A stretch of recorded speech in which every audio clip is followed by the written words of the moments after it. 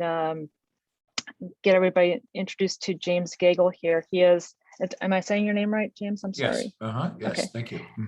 He's been really a fascinating story for us tonight, I think, and I think we'll all enjoy it. One of the things I've been asking everybody is, as we grow and sort of establish ourselves across this space, please tell me what else you guys want to hear, what kind of key things we should be bringing up, and what other attributes we, bring value to you, because I'm going to post what my favorite things are, but I'm going to make sure we're also bringing in the content that you guys care about. So without any further ado, I'm going to let James take it from here. And if you guys can all mute your mics except for him, I appreciate it. Okay, great. Well, thank you very much for the invitation to this most interesting group. I am a pretty, I guess, average background person in terms of growing up in New Jersey, going to Duke University, getting a master's at American University, going to law school, practicing law for a little while up in northern New Jersey. I never really knew it. And I think this is part of what you should think about, I think I always had a little bit of ADD. I was always very antsy and always in need of stimulus and always bored. And I was kind of bored, I think, practicing law. So I took a Fulbright scholarship and I went to Peru, and I love the Spanish language. I said, this is great. I can go someplace else. I can improve my Spanish. It's something I've always wanted to do. My father would take us on vacation in Mexico, drive from New York down to Acapulco, and I loved the whole Hispanic thing. So that's what I did. So I worked for the Supreme Court in Peru, and we put together a plea bargaining system, and we helped the public defender system. And I loved Peru at the time, and it was a great experience. But it did have a big problem with terrorism, and inflation was running at 7,000% per year, and 20 bombs a day were going off in Lima. They were blowing up the electrical towers. My Fulbright scholarship ended. I wanted to stay in Peru. I somehow got involved with adopting abandoned children in Peru, many of them came from the jungle. We were chartering flights, flying over the Andes Mountains, coming down into grass runways with chickens and cows running out of the way, going to the courthouse, people with machine guns all over the place. And to me, that was finally an exciting and satisfying day that was a little bit different than practicing real estate litigation in northern New Jersey. So I don't know, I just always think that maybe you should be looking at what is inside of you and what type of activity makes you miserable and what type of stimulus and what type of activity makes you satisfied. I think people with ADD, they're great emergency room doctors and soldiers and police detectives, but they're not maybe such great accountants being, tied to a desk, right?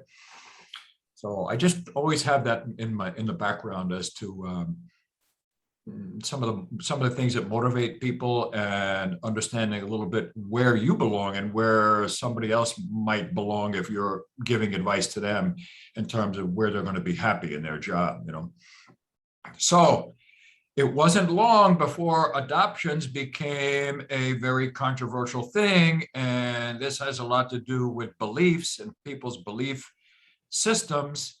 Part of the Cold War was Pravda publishing articles about Americans adopting children to be able to sell their organ parts in the United States, and this created a lot of friction between the United States and a lot of these third world countries where there were a lot of adoptions. I looked at it as a great act of love. Lots of infertile couples that had tried for years to have their own children. They're in their 30s. They're the most well-qualified parents you could imagine. It was just a fantastic work for us to be able to provide a future to a child who had no home and was destined to an orphanage, which is a horrible situation in Peru. And then it wasn't long before the police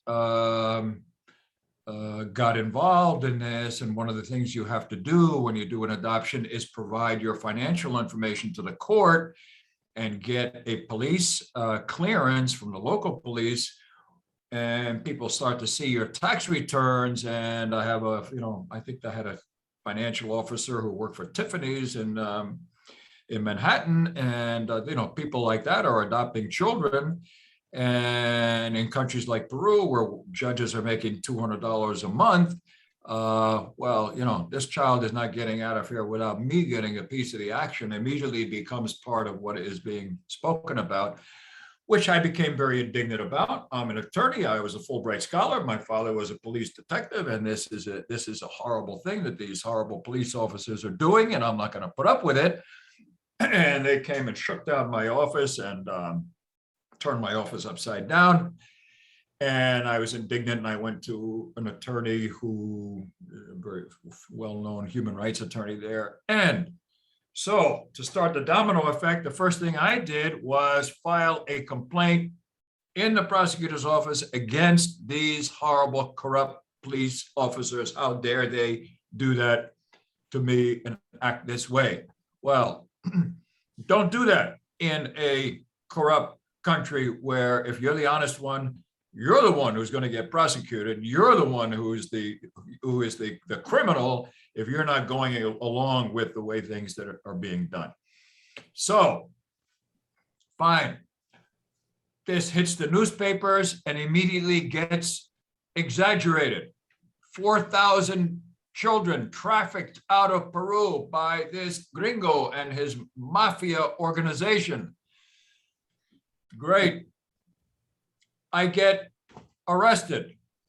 The judge says, who I happen to be a very prominent judge who I happen to be interviewing as part of my Fulbright scholarship, he dismisses all of this. Oh, that is not going to sit well. The police went right back to work, put together another kilo of paperwork, came right back and arrested me.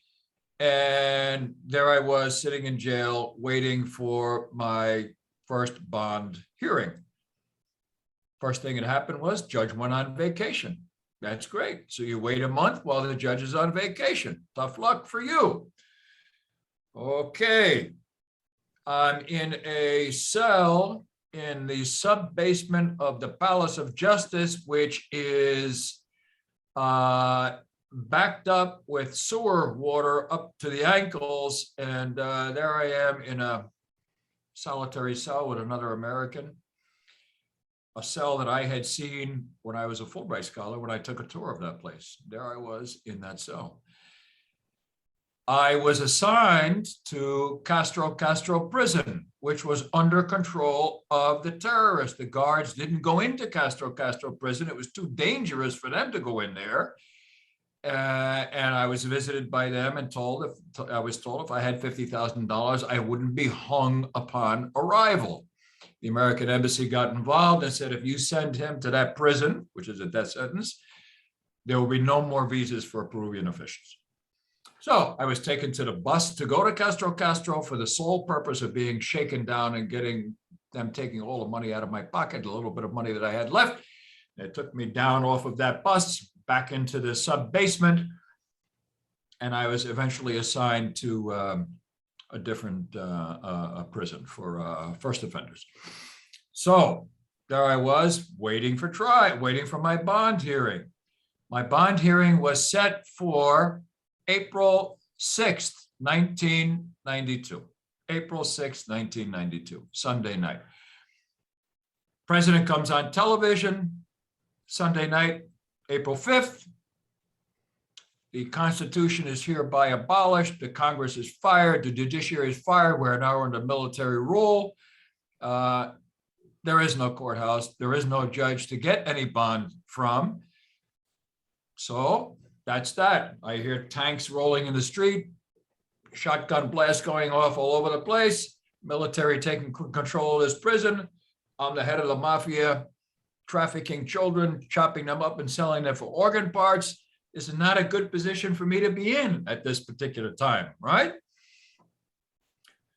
Luckily, one thing that I had done, I was a volunteer for the Sisters of Mother Teresa in the South Bronx. I used to go over there and do work for her. I met her one time and chauffeured her around town, and got to know her just a little bit. And then when I had clients in Peru, I brought them to the Sisters of Charity, Sisters of Mother Teresa home, especially if I had doctors, and it treated the children over there and contributed there. I went to mass there.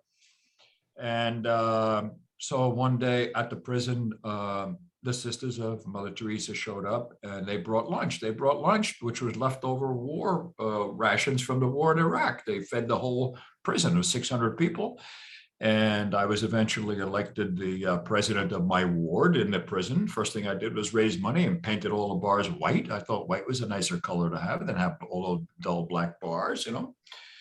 And after 1 year, when things were finally restored and there was a judiciary, and I had a press conference with the president in my cell, and he said to me, you know, I know what happened to you. Peru is a corrupt country. That's what happened to you. You know, you don't want to pay these guys, and not only that, you don't want to pay them, but you want to file a complaint against them. Well, this is what happened. So let's go outside and have a press conference. And he went and fired 2 big-time police commanders, which made it then impossible for me to go back to my house, because I had 7,000 Peruvian police officers looking to gun me down because I had just gotten their commander fired. So I moved out of my home where I had been living alone, moved in with my girlfriend. And that was a little push that got me to make the decision to get married. When my mother-in-law started coming and said, hey, what's the date of the wedding? What's the date of the wedding? And so sometimes as guys, we need a little push, right? So I did get married in Peru. And after 4 mistrials and 5 years of trials and 15-year prison sentence hanging over my head, and you know, waking up at night, jumping out of my bed, and waking up on the floor with nightmares, etc. It was finally over, and I came back to live in the United States, because as soon as I had a child, I knew, you know, these police officers have a long memory, and the next thing that would happen, I know, would be, you know, my children would disappear off the street or something like that. And it was just too much of a. Once you become a father, you become a big coward, you know, in favor of your kids. And, you know, I was fighting for justice when I was single, but that's not necessarily the case once you become a father. And I think I do still to this day, and for a long time, suffered from PTSD. I think for some reason I just, you know, I never spoke about it. Washington Post were doing big stories about it. I was on, you know, 48 Hours. I was on, you know, National Public Radio while I was there in prison. But when I got out, I had to go back to practicing law, and I went back to Washington, D.C. And people, you know, don't know what to make of that. They don't know what to think about that. There were 28 defendants in the case. All charges against all 28 defendants were dismissed. Everyone was acquitted. But that's what you read on page 18 at the bottom of the page, one paragraph, you know, 4 years later. But, you know, after you have all those bad headlines. So I went to Peru to learn Spanish and have some fun. And I loved the work that I did. But yeah, one thing cascaded into another. And I misjudged my environment and suffered from a big domino effect that almost, if I could have very easily been sentenced. There are no real rules there for evidence or anything else, and I was shoving this in the official. I decided to take a high profile to keep myself on the radar screen and keep myself alive with help from the embassy and U.S. senators and all kinds of other people. And I took a big risk doing that because I was shoving, you know, making them have egg on their face, and they could have just sent me away for a long, long time. But somehow, by a minor miracle, I was acquitted, as everybody else was. Adoption, legal adoption, with visas to the United States, you know, signed by judges and all those things is not child trafficking. But, you know, they accused me of, you know, kidnapping and all kinds of other things related to what we were doing. So that's my story. Don't underestimate those who are around you who can do things to hurt you, and don't do anything that's going to put in motion a series of events that could, in my case, that could have ended my life very easily. Luckily, that didn't happen, and I'm here to tell this story, which I don't think I've ever told to anyone, in front of any group before. Wow. So, Thank you. That is amazing.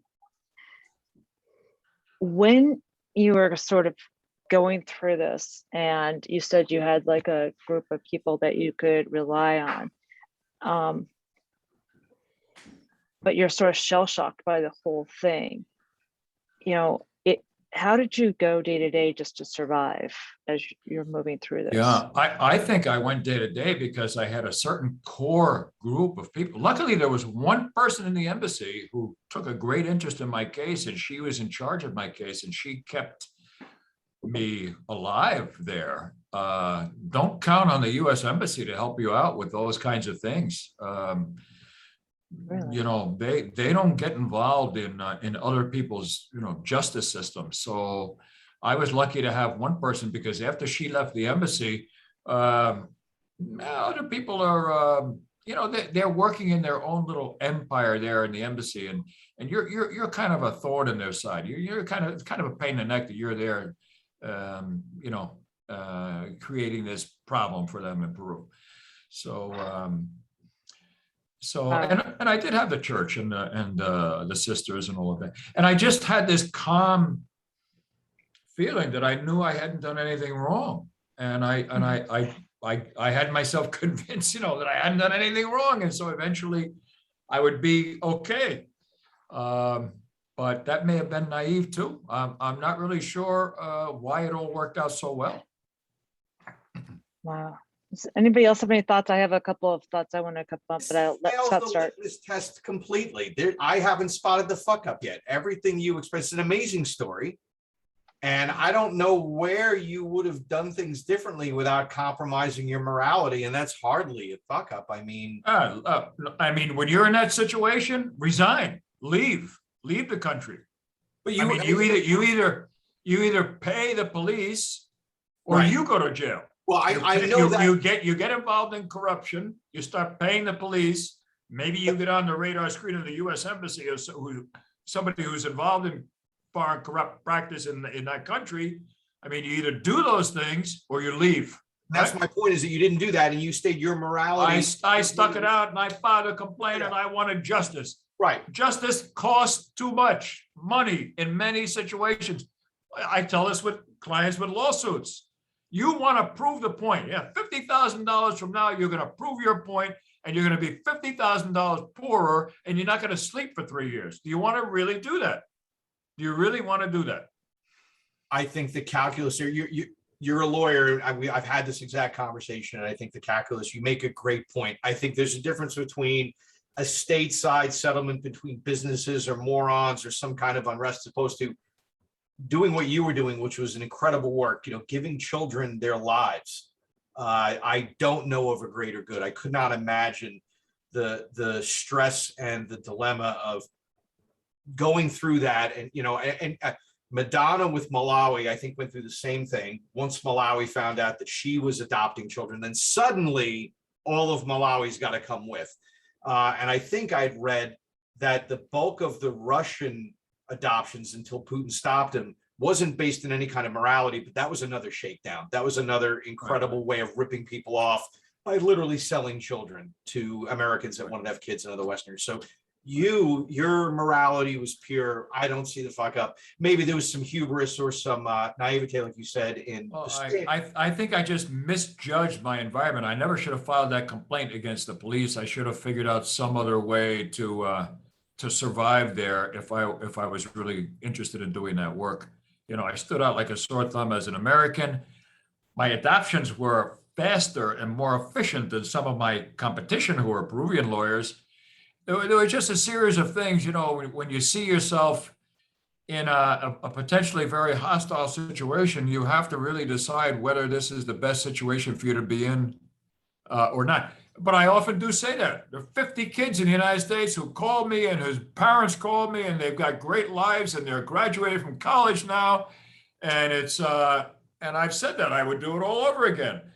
But you have to understand, I could have, I could have not lived through it, right? I could have died doing it. You So, could have. And that Castro prison, a month after I was assigned to the minimum security prison, the Peruvian army shelled that place with tanks over a 4-day period, killed a whole bunch of people, destroyed the place, and finally took back control of the prison, which is where I would have been.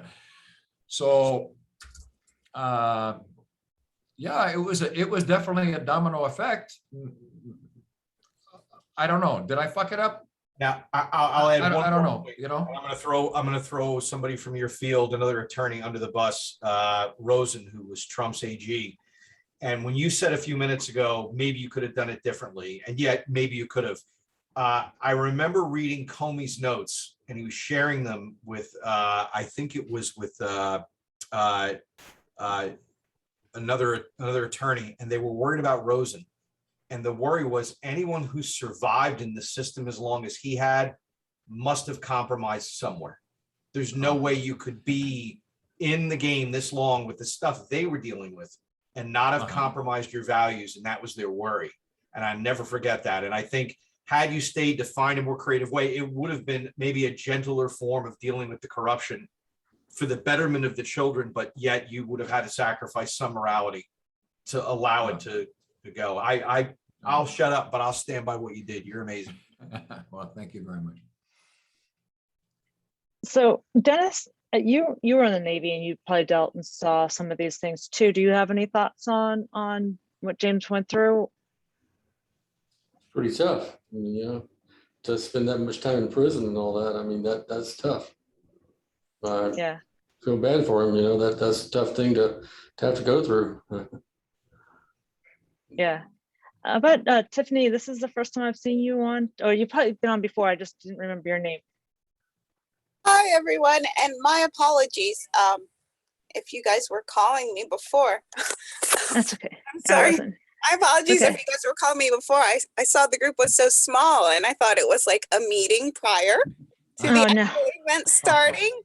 No. Do I need to keep my camera on? Because as you can see, I'm like in bed, like on my computer. Oh, it's okay. I like that background. Yeah, I was just wondering like what your thoughts were on this. So we do have a smaller group than usual, probably because I didn't unfortunately advertising as widely because I was on travel. But no problem. I I've wanted to only hear been on once before. Okay, so one of the things I'm always interested in is we have different types of like professional screw ups, right? And I think James, you're the first one that has actually ever ended up going to jail and living through this, and for something you never even did anything. And Tiffany, when we think about professional screw ups, what do you think of like how James has gone through this, and what's your first thought? So why would it be considered a professional screw up? As this was for adopting a child, correct, James? Right. Yeah, he was just carrying out his professional job, though. I think not being aware of the dangerous environment that you're in, and not taking steps to to protect yourself, and to maybe I mean, it was wonderful work. You're right, but are you willing to pay that price for your work? Or is that the decision that do you understand the danger that you're in, and do you really want to make that decision and stick with it? And right. Maybe that was a mistake. Other people were adopting kids. I didn't have to do it. So this wasn't for a personal child, for your own, for your family. No, I was representing American, British, English speaking, couples who were adopting. Oh, yes, I understand now. Okay. Well, I lived in Cambodia, and I after Angelina Jolie adopted a kid, they shot up the price, supposedly reforming it so that children could not be adopted by foreigners. But I was there working for an organization that had a lots of Swiss citizens, very rich people, and one family there adopted a kid, and it was because they paid to technically become Cambodian citizens to adopt the kid. Yeah. So yes, Yeah. I'm well aware of the corruption that takes place. People will break the law thinking that for the better good, it's okay to break the law, but what you just mentioned, was it legal what they did? And they're just decisions that one has to make. I certainly, detoured my law career by 8 years, but I did learn great Spanish, and 80% of my clients now speak Spanish, and that's part of what I do as an attorney. So it was great to learn the language, but I think the PTSD is something I never addressed, and I don't know if our Navy guy would have an opinion about that, but those kinds of things can really, they say, oh, what doesn't kill you makes you stronger. I don't know. They also say what doesn't kill you could actually kill you. I mean, it could. Yeah. Maybe, I don't know if you come out of that stronger. I'm not too sure about that. Did you get any advice from the locals before you made the complaint? Yeah, I went with a local attorney. Yeah. Because Yeah. just thinking, I've lived in Cambodia and I think I didn't get enough advice. I went with one guy who was a well-known guy, and he was a human rights guy, and maybe that was a little bit too naive on my part to think that I would somehow get justice and human rights and all those kinds of things in that particular reality. It's like what Americans do. Oh, if the Taliban, if they'll be nice and follow our conditions, and we'll be nice to them. You have to understand that this is centuries and centuries of culture that is not listening to you. That many countries run on corruption, and you're not going to be the one to stop it. Right. Yes. And I think that's what I think a lot of us have the freedom and to practice professionally in a culture that does accept some of these norms that we live to. And it is hard, like you said, like in Cambodia and in Peru, when you come up against those types of things, and it's sort of a shock to the system. Yeah, it's So- kind of known over there as a foreigner, as long as you have money, like anything can happen. But I can Right. also imagine when you're not willing to give up that money, how it can work against you. Right. So I'm just I used to tell Brigitte for years, as my wife, that I will never travel to a country where I ask for my phone call and people die laughing. Like, that's the litmus test. If that strikes them as hilarious, you're in the wrong place if you're in trouble. Mhm. Yeah. Yeah, but I think even in our own culture, whistleblowers don't have an easy time of it. The police officer No, who they turns in his colleague for planting evidence, he doesn't have an easy time of it. We have certain cultures here too that are difficult to deal with, that have caused us problems as well in a completely different way. We're not talking about the same type of corruption, but stand up and do the right thing against an entire organization here, and see what kind of hell your life can become. So on the one hand, we're naive in the United States. We don't understand how dangerous and completely different other cultures are. On the other hand, we do live with some of that ourselves, and maybe we don't do enough about it ourselves either. Yes. Oh, you're muted, Brigitte. Muted, sorry. Hal and Stephanie, did you guys have thoughts? Because I know you also, Stephanie comes from a medical background, and Hal has a very unique set of skills as a researcher, but you also face some of these professional quagmires.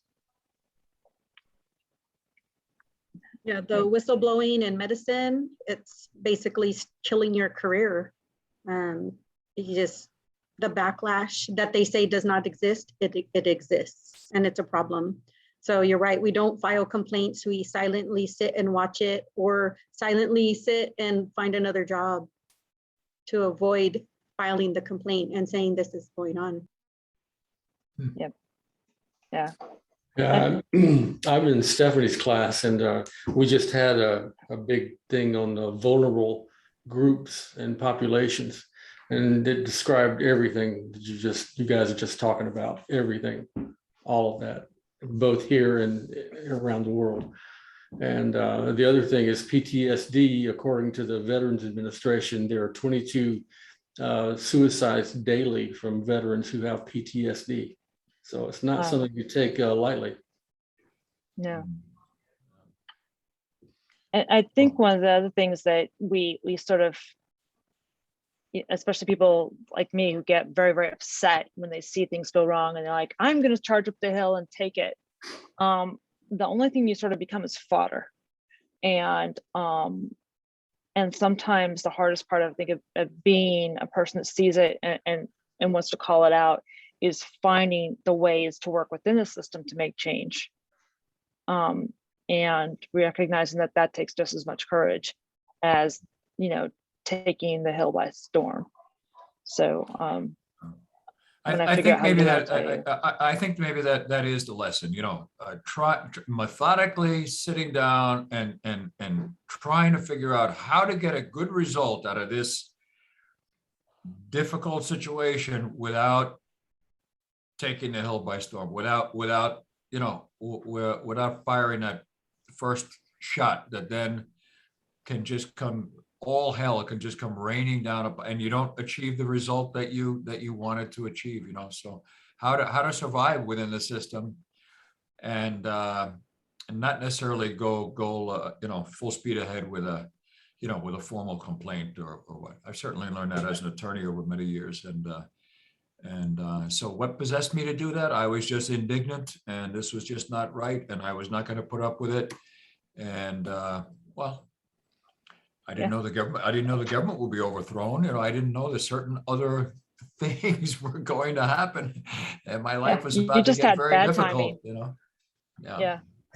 I think Dennis would probably agree. I was in the Air Force. I don't remember who said discretion is the better part of valor, and that was the comment I was thinking as Brigida was mentioning charging the hill. I obviously had to learn discretion, but another person told me I was having a particularly bad day, and they said in the military, every single day is an opportunity to fall on your sword. Every single day, something's happening that you could put your foot down, and that'll be the end of you. And I can't imagine the Navy, certainly the Silent Service, would be a whole lot different. Probably a much more intense safety culture day to day than my job when you're at sea and deployed. Where you might have to speak up for the sake of something, knowing that it's an incredibly unpopular thing to do. I reflect on that a lot. And my takeaway, I do know who said it, and it was Patton. It was a quote I was forced to memorize as a cadet, which was, "Don't die for your country, make the other poor son of a bitch die for his." So I try to apply that in my discretion modeling of how can I not be the one who goes and get the other guy who's causing the trouble to step in front of the train of his own accord. Yeah, and you have to understand that you are not going to. Trying to persuade people has its limits. Could I have gone and made friends with these cops somehow? I don't think so. When I was practicing law, when I was there working at a law firm, a Peruvian would go to a police station, be called into the police station because he's a witness.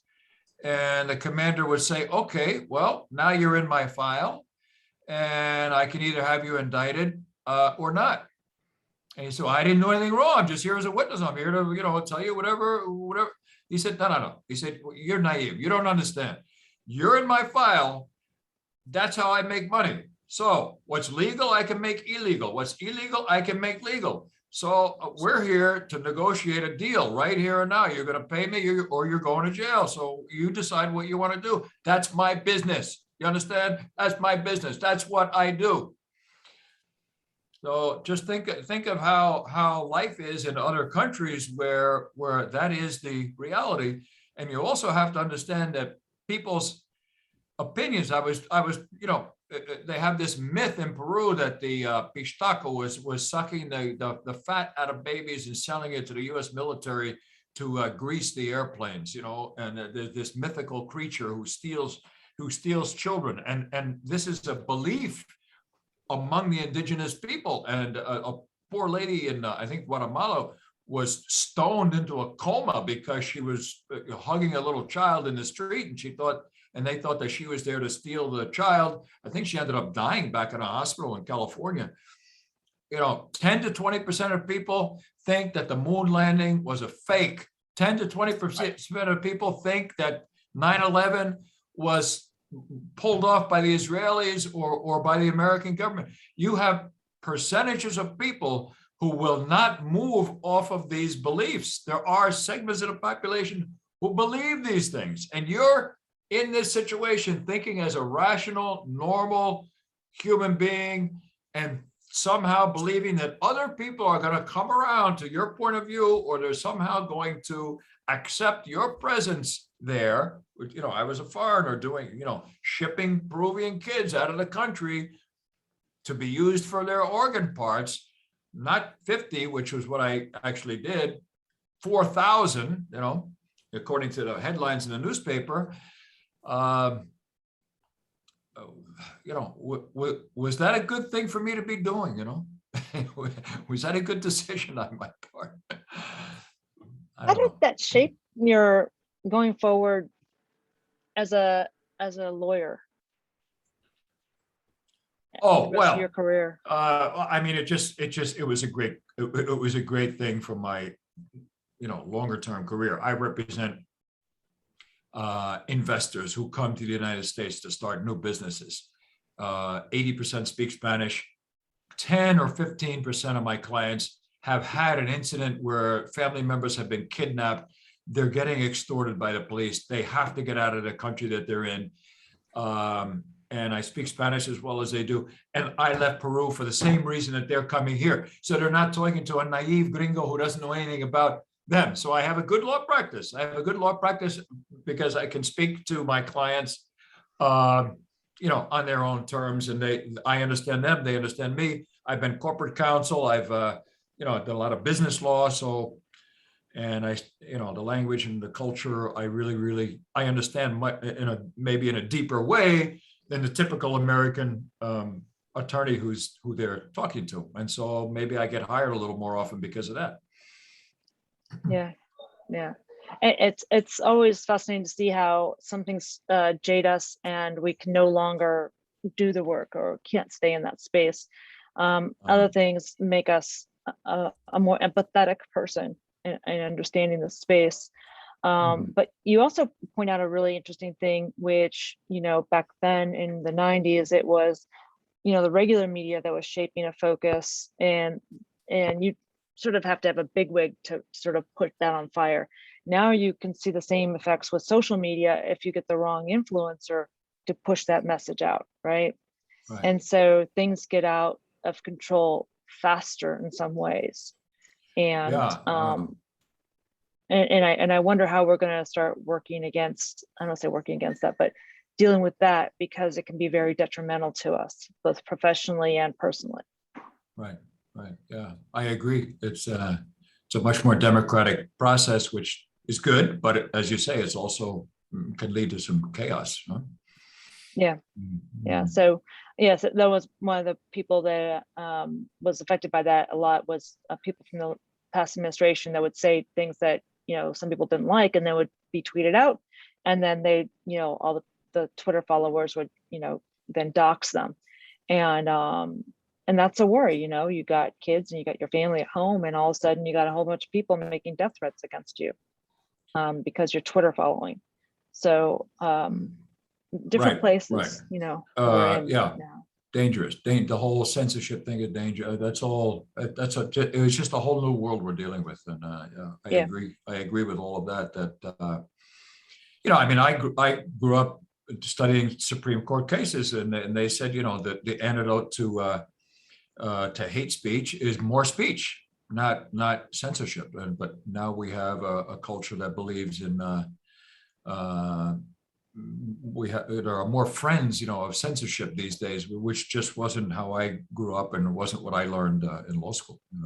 Yeah, but it becomes hard because a lot of the stuff that's spread around is so disinformation, and it's not countered with, like you said, rational thought. It's countered from a place of emotion. People have believed. I had a secretary. She to this day is convinced that Mitt Romney has 5 wives. He's a Mormon, and he's got 5 wives hidden somewhere in his. And people believe, the moon landing, 9/11, the Kennedy. People. It's just unbelievable. We have to be conscious of the fact that you're in an environment where people may be thinking and believing things that you have never imagined in your life. You'd have never imagined that this person would be thinking in that way. And it's just something to be conscious of, that not only do people have very different opinions, which I love, that's fine, but people also believe things that are not at all true, and you will never convince them that they are not true. And that's something that we always, I think, have to be conscious of. I was in that environment, and people were. Is it your right to convinced. convince them? Is it your responsibility or your? No, right it's not. It's not your responsibility, and it's not within your power. How was I going to tell the Peruvian population that I really wasn't selling kids for their organ parts? It really wasn't what I was doing, when every headline in the paper in the country had that headline. And when the president came and fired that police commander, the next day in the press, Fujimori, the president, believes in the gringo, not in his own police force. Yeah, well, that was the end of that for me in terms of ever, being in public again, because I was about to be taken out by the Peruvian police force. Yeah. And I know I've talked to Stephanie about this too, is she has, you see the same things in medicine where people like, yeah, that's nice. I don't believe I need to take my diabetes medicine. You can't tell me that I can't get the same effects from kombucha or whatever. I'm making something up. Right. But even in the space where it directly affects their health, they are like, you may be the specialist and you're good for like, if I have an earache, but diabetes, I have a friend. So, right. And how do you deal with that? Yeah, to me, it's not the idea that people have crazy ideas or beliefs. Lots of crazy ideas or beliefs have come to be true. Moldy bread, turned out to be penicillin and things like that. So it's not so much that, it's in today's world, it's being punished for having a different idea, being punished for having a weird thought, or something that's maybe not, maybe the science supports it, maybe it doesn't, but that's the part of our culture that has me upset, the bakery that gets closed down and fined and punished and this and that. And I think that has changed. I think that has changed in American culture. I don't remember those kinds of things when I was growing up anyway, I think, James, it's not new. I think the allegory of the cave never left humankind.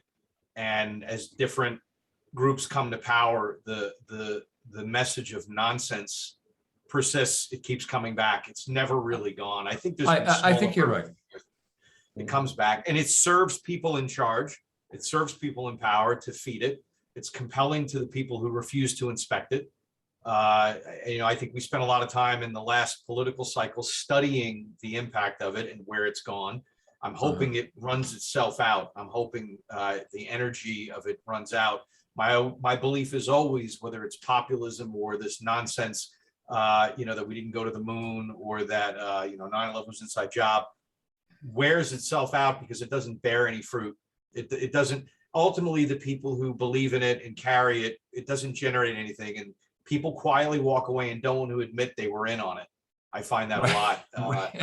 They don't want to admit that they were so. No one wants to say, "Hey, you got me. We went to the moon. You were right." Nobody wants to be a part of that. I think that's the quiet death of a lot of these things. It's weaponizing influence. But I think I would modify my statement. I just read a couple of books about the Black Death in 1348 and how that eliminated about 50% of the population of Europe at the time. And people in those times, before we knew anything about antibiotics, some portion of the population believed that the heretics, the Jews, were what God was mad about, and that's why they were dying of this plague. And so maybe they should eliminate the Jews, and Jews were massacred here and there until the Pope stepped in and said, "Hey, we also have 10 commandments. You can't be doing that."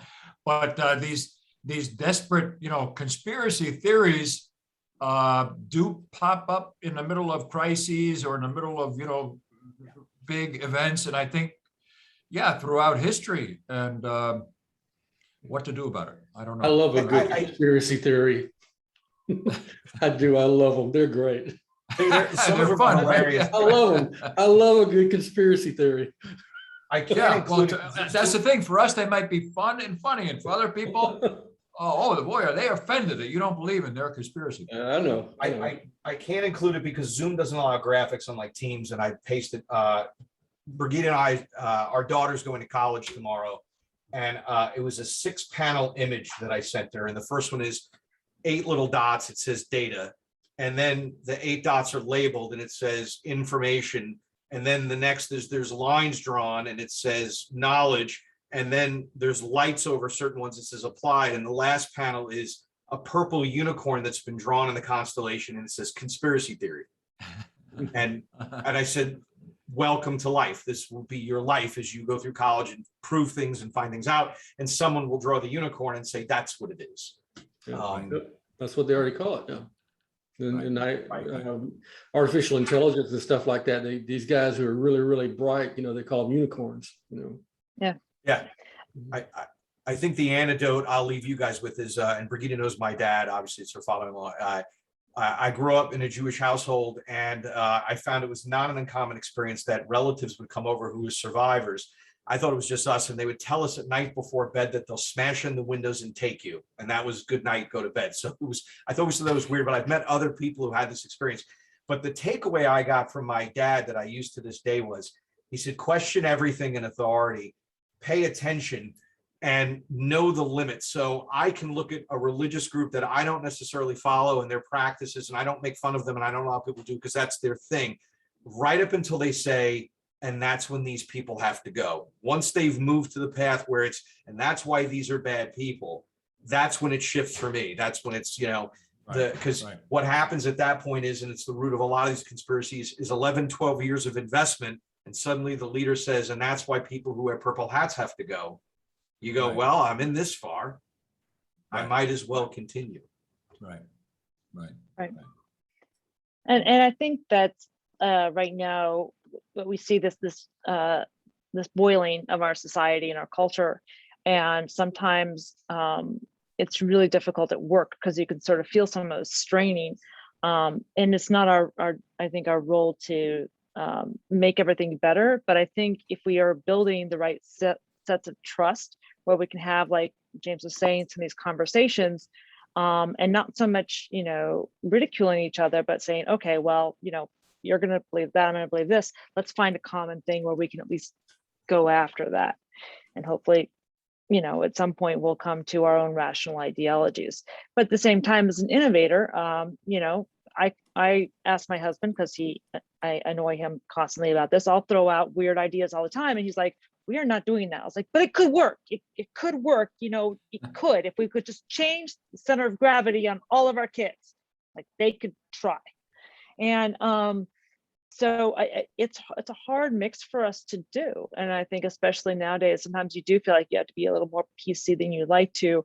And maybe the role is that we have to be a little more empathetic to where people are coming from. And sometimes you have to dig pretty deep to understand that. So in my defense, and maybe it's the discretion is a better part of valor variation, is I use the Michael Crichton rule that he gifted in dialogue to Jeff Goldblum in Jurassic Park, where he says in the latter part of the novel and in the movie at the end, he says, we were compelled to ask, should we, can we never asked, should we? And in the rush for can we should stop every now and then and say, should we, just in case. Sure. Yeah. Well, this has been a fascinating discussion, and I want to be on top of everybody's time, and we've got a few minutes to sort of wrap up and talk about what we heard here and going forward. And I've been talking to a lot of different people about where this group goes and what I learned from it. And I joke that we always have like we go up and down, and then people come like, oh, I watched the video and I found this interesting or that interesting. And one of the things I was thinking about was, how do we bring what we learned here out to a wider audience? And also, how do we make sure that we are really having the impact that we want to have, especially with something as like deeply personal as James's stories really are, and the amazing, risks he took because he professionally stood up for what he believed in, even if it blew up in his face like a lot of whistleblowers do. So I'll leave that with you guys. We can talk about today or later on, but I'm sort of looking for ways that we can I can streamline some of this, because I can share the videos and I can share sort of the takeaways, but I want to sort of strengthen a lot of what I hear here and get that out better. So if you guys have any thoughts or ideas, aside of a Discord server, which I don't know how to set up, I would really, really be open to that, because I'd like to make sure that what we learn here is spread more widely. So I'll leave that there. Okay. But I really appreciate, James, you telling us the story. It was 1,000 times more amazing than I even the little blurb that you gave me. Oh, thank you. So Thank you. it's amazing you survived it all. I don't know how 95% of people wouldn't. So I know I wouldn't. Had a couple of offers to do a movie script, but I don't know. I couldn't get my head together to be able to do that, so. Yeah. Maybe, Yeah, you're living that someday. would be really difficult. Anybody else have any parting thoughts before we sort of sign off for tonight? Anyone? James, I would love Nice to to pick meet your brain everyone. about. Nice to meet you. Dennis. Nice to meet you. Yeah, James, yeah. Okay. I'd love to pick your brain about the David and Sean Goldman immigration / child custody case. If you remember that, the father, son, wife, Brazil case, where the wife took the son to Brazil for what ostensibly was a vacation, but it was to steal him. And then she died, and he ended up in his grandparents' care, and it became US versus Brazil to get the kid back. I'm not familiar with that Oh, case. wow. No. I'll send you a link. I mean, I love immigration. I love helping people, but I haven't done adoptions, since that time. So. Yeah. Understood. Understood. Yeah. That was, I mean, that's also something that happens to you that unfortunately, maybe you can't necessarily dive right back into what you were doing. It's just become too controversial for you. You have to find something, because you can't change people's opinions. I'm sure there are a lot of people who thought that I was, selling organ parts, and here I am right back in that business. And you can't live with that. You're always going to have that stigma, so. Yeah. Yeah, that's totally true. It's hard to hold on, hard to get it off of you, but Right. this is amazing, and I appreciate you speaking to us. And I'll roll this out, and I'll give everybody a blurb, but I appreciate everybody coming. And this is really a lot more fun with a smaller group, I think, sometimes, so I can truly get to know everybody. Okay, great. But Well, thank you very much, and I'll be looking for the next meeting. That the one that Sure I thing. attended, I thought was just absolutely fascinating, because people were so frank, and there was a lot to learn. So. Yeah, and same here. I'm just like amazed. I was like, oh, take away here, take away here, take away here. I don't know how I'm going to capture all this. I feel like I could write a book on like just what you did. So I appreciate it, and thank you, Stephanie, for bringing Dennis. Thank you, Tiffany and Hal, for also coming, and Scott, of course, for being my rock. But James, you really captured the day. Thank you very much. Okay, thank you Thank very you, much. James. Okay. All right. Okay, great. See you all soon. See you guys Okay. next week, next month. Bye-bye. Okay, great. Bye-bye.